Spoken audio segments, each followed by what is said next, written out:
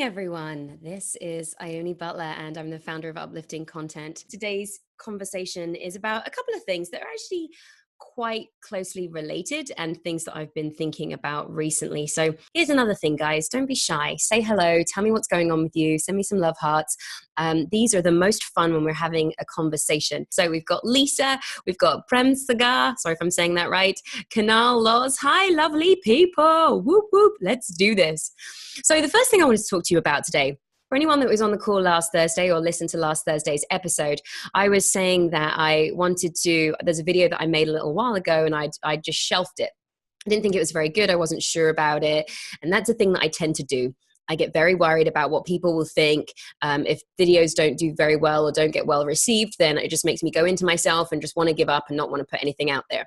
And so I said to you guys last week, right, I'm gonna share that video today with the person who I made it for and see what he says. So fast forward, this is what happened. The video was for, I've been going to events and then making videos about the events that I've attended. And the idea of that is it just, can show you guys, if you're not going to things, just a different perspective and just to see what it's like. So they might be of interest. I was at Tony Robbins' Date with Destiny. I went to a Kyle Cease event last year, Evolving Out Loud. Donnie Epstein, a couple of his events that have been phenomenal. And I recently went to an event with one of my favorite people, Chris Voss. And I talk about him in his book, All the Long Live Day. And I'd made a video about my experience at the event. So I made the video, just said I didn't like it and just kept it on in the Google Drive on my computer, not going anywhere. After my Facebook Live with you guys last week, I sent it to him. And his response was crazy. He loved it, was really impressed, really liked how engaging it was and what I said and what I was doing, and now wants to kind of talk and discuss ways that we can work together and I can make more videos for him, or we can sort of collaborate. And I just want to point out, I know that I'm like this. I know that this thing happens, and I know this in my world. But the reason I want to talk about it is because I know that it's not a problem that's unique to me. There are so many of you out there that within you are capable of such fantastic, incredible things that have written or created or done or have all these ideas that you're too afraid to put them out there for fear of what people will think. And you're sitting on a gold mine, right? Within you, with everything that you're capable of is just pure gold. And we don't always believe in ourselves enough just to put it out there and do it. And here's the thing, you might put it out there and it might suck. You might put it out there and people don't like it. A great interview that I did was with Josh Rossi, the guy that makes really cool videos. He's a photographer. And we had a big discussion about this. In the beginning, he would put stuff out and people would be like, well, that's a bit weird or whatever. But he kept going with it. And then his stuff blew up and everything went wild. But you have to be willing to be vulnerable, be willing for your work to not be received very well, and be willing for it to not go your way. Now, I'm going to try and switch over to my faster Wi-Fi because I'm having problems with that. So it might cut off. Let's hope it doesn't. Stay with me, people. Actually, let's just see. If there's a problem with the connection, guys, let me know and I will take it from there. Okay, so who else have we got on the call? Sayafik, hello from America. Hi, Carrie. Hello. Hi, Lisa. So yeah, we'd love to get your thoughts, guys, on anything that is related to that. If there's something that you have done or have been working on that you are refusing to share for fear that it might not be good enough or people are going to judge it, I would love to hear from you about that. And then I think I've spoken to you about this before, but it's a really great book called Show Your Work by Austin Kleon. And it's just lots of really great advice for artists about putting yourself out there and just sharing your stuff. Basically what I'm saying in a very fun little book. The other thing that I wanted to talk about, and which is linked to this not putting yourself out there, is oftentimes we are comparing ourselves to other people who are, doing better, seemingly better than us, who we have sort of put on a pedestal. Either their work is being more well received, they are making more money, they are doing amazing things, all these things that are going on. And what I wanted to have a conversation about is, it's good to be this like completely wholesome, humble place where, that doesn't affect you in any way. But there's a lot of the times where I do struggle with it, and I do see things going on, and it makes me feel like I'm not doing very well myself when I see what everyone else is doing. The thing that I want to talk to you about today is this idea that stop comparing yourself to other people, because for one, it's not a level playing field, right? And it was interesting because that's what I was thinking that I wanted to talk to you about today, because it's a concept that I've been thinking about for a little bit. It's not a level playing field. So stop comparing yourself to somebody else, because you've not been given the same chances, or you're not in the same boat, right? Not to say, and I'm not saying that what am I trying to say? I'm not saying that just because things are not a level playing field, that the other person hasn't worked hard and that, you don't stand a chance. What I'm saying is, when you're comparing yourself to people, beating yourself up to people, why aren't I getting this far? Why aren't I doing that? It's thinking that you're not good enough because you haven't got there. It's understanding that it's not always a level playing field. Now, however, we still have choices. You can still do something about it, and you can still completely transform your life and have whatever you want. But I'm saying understanding that it's not a level playing field is a way to ease off yourself with the judgment and the comparison and feeling bad because you're not where you want to be, or you're not doing what you want to do. So this is what I mean by level playing field. And it was interesting because I started reading this book today that a friend had recommended. It's called Turn Your Life Around, Expand Your Use of the Secret and Manifest Intentionally. It's all about the law of attraction and manifestation. Thoughts by Reverend Dr. Naveen Rothschild Sullivan. Is that even, I didn't know that you could be a reverend and a doctor. Reverend, of course you can be whatever you want. Take it back. Anyway, so I started reading this book today. A friend had recommended it. It's about manifesting, which I 100% want to it's worked for me a number of times, and sometimes I forget it and lose track. But it was interesting that I was thinking of doing this thing about comparisons, and I picked up the book, and this was a passage that I read. If we were well loved and encouraged as children and adolescents, we are much more likely to think well of ourselves, to believe that we are both capable or have the right to apply these principles to improve our circumstances. If, on the other hand, our sense of self was assaulted, if we were not loved or encouraged, if there was no one in our world who gave us feedback on the good in us, we may not believe we have the right, or we may doubt the ability to make change. So no one is served by beginning this discussion of the law of attraction on the faulty foundation of pretending that we meet on a level playing field. And so I love that, because that was exactly what I was saying, right? We're all coming from different places. We've all been met with different circumstances, right? Everything for all of us is different. We're not on a level playing field. There is a really great video that we posted a while back about privilege, and it was these kids on a school sports field. And for everybody, the guy would call out different things. Are your parents still together? If they are, take a step forward. Do you go to a private school? I'm just making this up because I forget what it was. So basically, all of these advancements, things that give you an upper hand. Everyone that had that upper hand were allowed to take a step forward. And then after the race began. And the people at the front obviously won, and the people at the back who had less of these opportunities, had to run further to win the race. I kind of might have butchered that a little bit, so I will put the link to that video in the description so that you know what I'm talking about.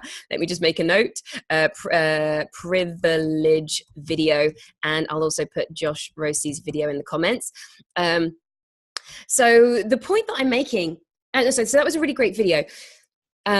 And again, so we're all coming from these different places and these different levels of being. So how do we deal with that, right?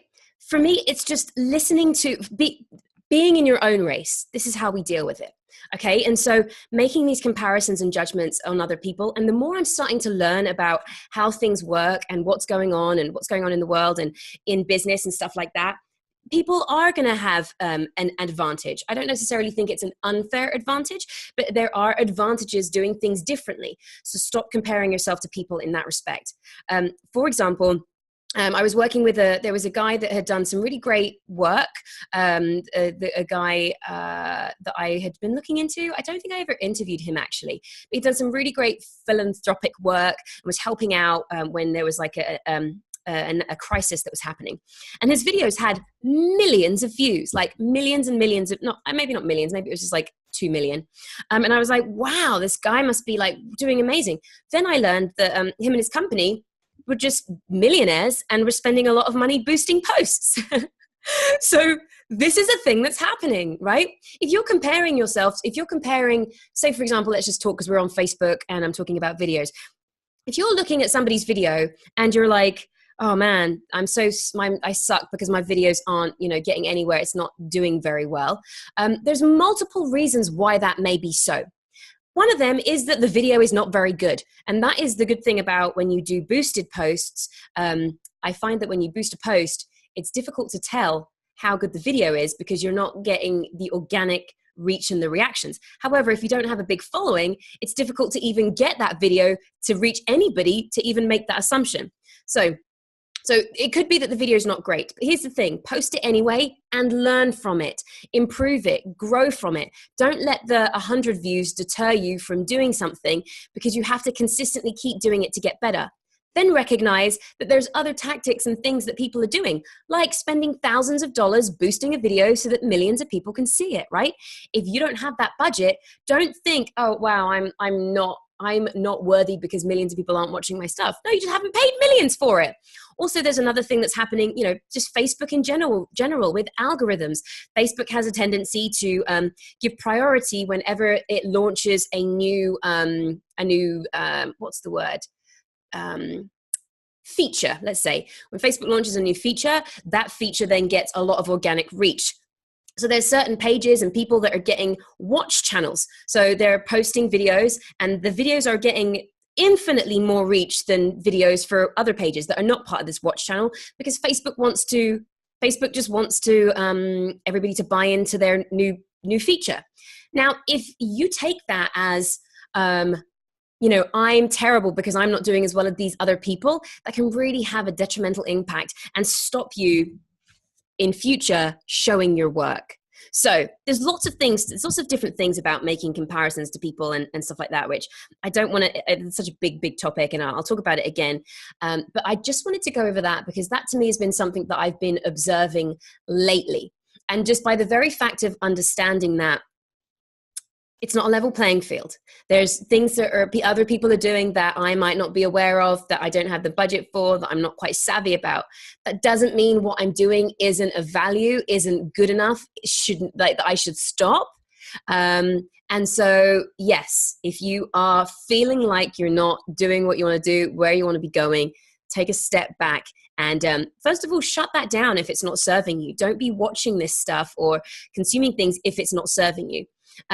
One of the things that if there is somebody that you are comparing yourself to that's making you feel bad, if that content or if what they're serving or talking about or doing is of no value, if they're just a really beautiful Victoria's Secret model that's just posing, looking stunning all the time, making you feel like your body is awful, then just stop following them on Instagram. Do you know what I mean? However, if it is a person that is providing beautiful messages and content of value that is really being of service and you are having issues with that, then don't unfollow them. Use them and their account to work through your stuff, right? Because when somebody is presenting you with when somebody's doing things from a wholesome place of just being of service and trying to help and be of benefit, and that rubs you up the wrong way, then that's a sign that you've got some work to do. And that definitely happens to me. And I try and keep that a check on that and see how I can kind of use other people to work through my insecurities. And normally what it is when you're starting to feel that way is just observing these things. So you see somebody's account, it makes you feel a certain way, right? Then you have to stop and identify what that is. So I'll give you an example. I absolutely love Jay Shetty. He's an amazing human who has inspired me so much, and we've worked together a lot. And I see what he does, and I get overwhelmed by like the success that he has and everything he's doing. He's such a humble, lovely person. And so sometimes I'll see something, and I'll go, "Oh, that's got all these views." And then I'll go, but then my stuff doesn't get anything. And then I don't want to put anything out because it's not going to do as well as his. And then also, like, I don't want to ask other people to put stuff out from me, even though I share other people's things all the time, because I'm worried about what they say.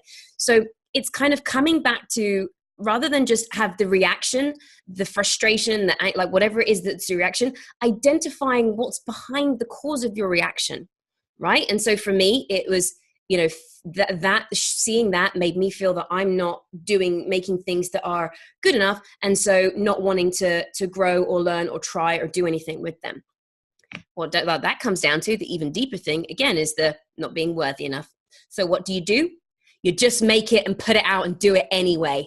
So that's kind of how I work through my stuff. Now, let me see who is on the call. You beautiful humans. Hello, Corey. I miss you, darling. How are you? Hi, Simone. Lovely to see you.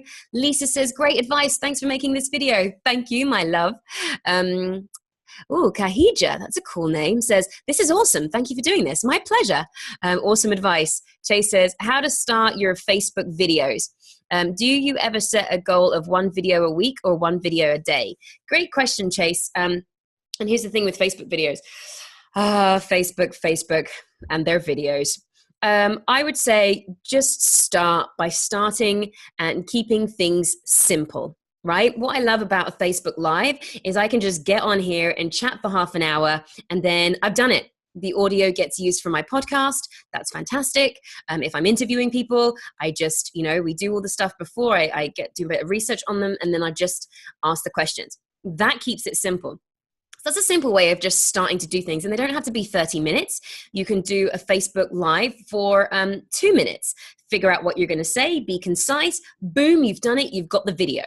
Then if you want to start kind of upping your game, it can start to get expensive and stressful and time consuming.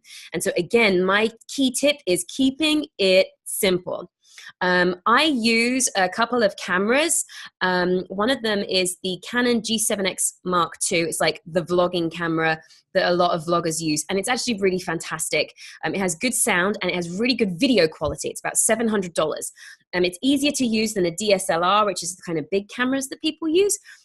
But you get excellent video quality, because here's the thing, if you are going to be serious about making videos and doing stuff, you want it to look good. It needs to look good. And so I would recommend that camera. Then you've got the editing thing.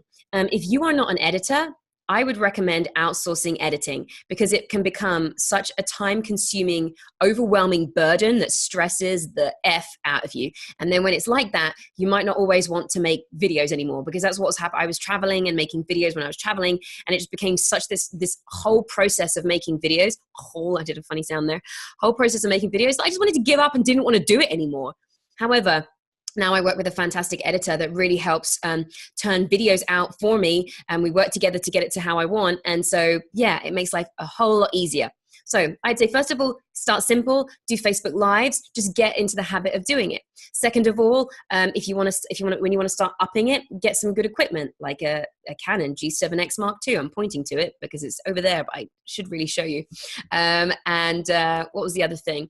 And then getting some help with the editing, because otherwise it can be very overwhelming. If you want to learn the art of filmmaking and editing, then learn it yourself. That would be fantastic. But I just think that sometimes your time is better spent doing the things that you really care about and that you're good at, that you want to be good at. So if editing is not the thing, don't waste hours of your life trying to edit. Find somebody fantastic who will do the editing for you. And there's some great people all around the world that can do that for a price that you can afford. Regarding the video goal of 1 or 2 a week, it is very good to be consistent. And for all YouTubers and I think it's fair to say that, like, all successful YouTubers and influencers and people that do content do regularly post videos on a regular basis, so that people get into the habit of coming back and seeing it. I am, again, the same with my email newsletter. It's not consistent because I'm not very good at sticking to being consistent. However, I think it makes a difference if you say I'm doing 2 a week. And so I've been attempting to make, being such a cop-out, I'm attempting to make the effort to be consistent with my Tuesdays and Thursdays Facebook Lives. The Tuesdays are interviews, and we've got a bunch of them lined up, so that is happening. And the Thursdays I can be a little bit slacky on because it's just me, and so sometimes I cop out. But I do think that it's good for you to set a goal. 1 a day is probably, it might be a little bit too much, so I would not recommend it. However, I think 1 a week is a very good goal, but you need to make it so that it's like a fun and easy thing for you to do.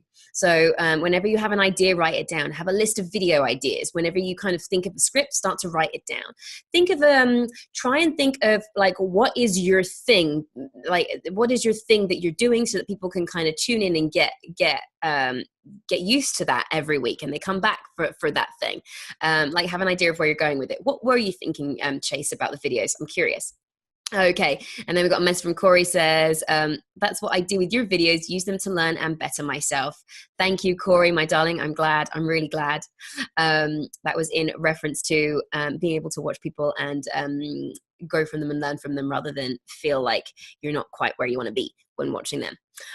Cool. Well, you beautiful people, that was it for this week. I'm trying to think of some things to give you notice on. Next week's Facebook Live. Oh, yay. I'm so excited, actually.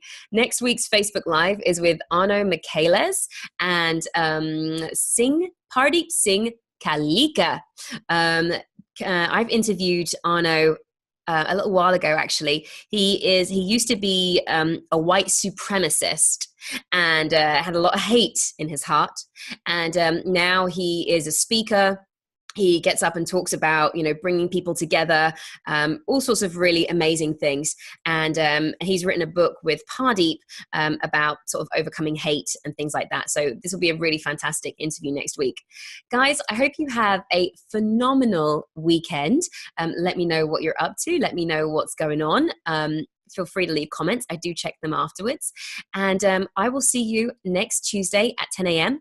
You can also catch these lives. The videos will be on repeat, so you can watch them whenever. And if you haven't already, subscribe to the Uplifting Content podcast. I don't know about you guys, but for anyone that drives a lot, especially in LA, it's really great just to have something on your phone that you can play in your car to inspire you. So find some podcasts and audiobooks and make your car like a little university. That's how I see my car driving around, because you can always be learning. Sometimes I just want to listen to music and jam out, and that's okay too. You can do whatever you want to do. But yeah, have some cool things. And might I suggest the Uplifting Content podcast? If you didn't check it out, yes, a couple of days ago, I did a great interview with Dr. Robert Puff, who's one of my favorite people. He's got the Happiness podcast, which is really fantastic. However, I don't know about, you can definitely listen to it in the car during the day, but I actually really like listening to his podcast at nighttime because his voice is very soothing and calming, and it helps bring me back to the present moment and switch off and stop incessantly thinking. So anyway, podcast for the car, Uplifting Content podcast, Dr. Robert Puff, check out that episode. You are amazing. Love you guys. Speak to you soon. Bye.